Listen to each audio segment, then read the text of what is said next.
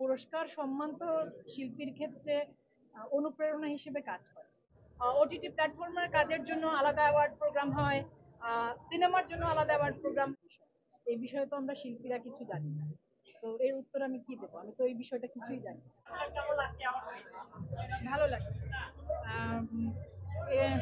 অ্যাওয়ার্ডটা অসময়, হ্যাঁ, অসময়ের জন্য দেয়া হয়েছে আমাকে। কাজল আরেফিন অমির পরিচালিত একটি ওয়েব ফিল্ম। ভালো লাগছে, খুব ভালো লাগছে, ধন্যবাদ। যারা পুরস্কৃত করেছেন তাদেরকে ধন্যবাদ। যে কাজটির জন্য আমাকে পুরস্কৃত করা হয়েছে সেই কাজের পরিচালক কাজল আরেফিন এবং পুরো টিমের প্রতি ধন্যবাদ। মানুষের অটো পেত না। এখন অ্যাওয়ার্ড যত বেশি দেওয়া হচ্ছে বিভিন্ন নামি বেনামি প্রতিষ্ঠান থেকে অর্গানাইজেশন থেকে, এখন এটার ভ্যালুটা কমে যাচ্ছে। আহ, আপনি যে প্রশ্নটা করেছেন যে আগে এত অ্যাওয়ার্ড অনুষ্ঠান হতো না, আগে শুধু এত অ্যাওয়ার্ড অনুষ্ঠান না, এত চ্যানেলই ছিল না। আজ থেকে 30 বছর আগে চ্যানেল ছিল একটা, বিটিভি। তারপরে 10 বছরে ধরেন চ্যানেল হয়েছে 10টা, আর এখন বাংলাদেশের চ্যানেল হয়েছে 50টা। আর তার পাশাপাশি ওটিটি প্ল্যাটফর্মের কাজ হচ্ছে। তো অ্যাওয়ার্ডের বিভিন্ন সেক্টরে ভাগ হয়ে গেছে, যেমন ওটিটি প্ল্যাটফর্মের কাজের জন্য আলাদা অ্যাওয়ার্ড প্রোগ্রাম হয়, সিনেমার জন্য আলাদা অ্যাওয়ার্ড প্রোগ্রাম হয়, নাটক বা অন্য কন্টেন্ট। সময়ের সাথে সাথে আসলে ক্ষেত্র যেহেতু বাড়ছে, পুরস্কারের সংখ্যা বা এরকম অনুষ্ঠানের সংখ্যাও বাড়ছে। তবে আমি যেটা মনে করি যে সারা বছর জুড়ে শিল্পীরা কাজ করেন বিভিন্ন সেক্টরে, সঙ্গীত শিল্পী, অভিনয় শিল্পী, নৃত্যশিল্পী। তারা যখন তাদের কাজের জন্য তাদেরকে সম্মানিত করা হয়, এটা কিন্তু একটা উৎসাহব্যঞ্জক ব্যাপার। পুরস্কার সম্মান তো শিল্পীর ক্ষেত্রে অনুপ্রেরণা হিসেবে কাজ, এভাবে দেখতে পারি।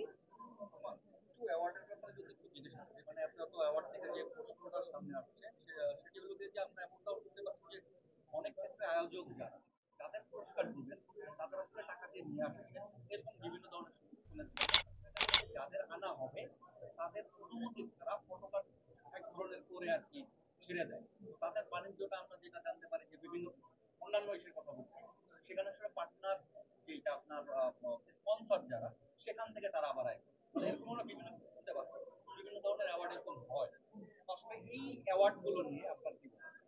আপনি যা বললেন এই পুরোটাই আসলে আয়োজক কর্তৃপক্ষের সাথে আলোচনা করা। বিষয়ে তো আমরা শিল্পীরা কিছু জানি না, তো এর উত্তর আমি কি দেবো? আমি তো এই বিষয়টা কিছুই জানি না।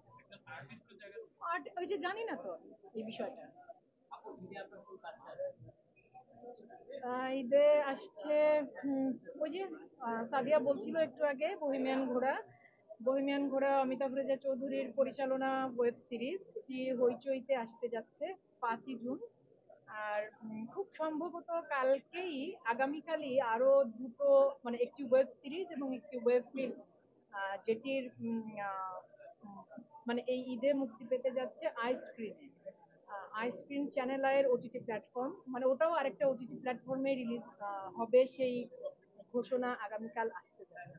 তো হ্যাঁ, আশা করি সবকিছু ঠিকঠাক থাকলে এই ঈদে দুটো ওয়েব সিরিজ এবং একটি ওয়েব ফিল্মে আমাকে দেখতে পাওয়া যাবে। ঠিক আছে।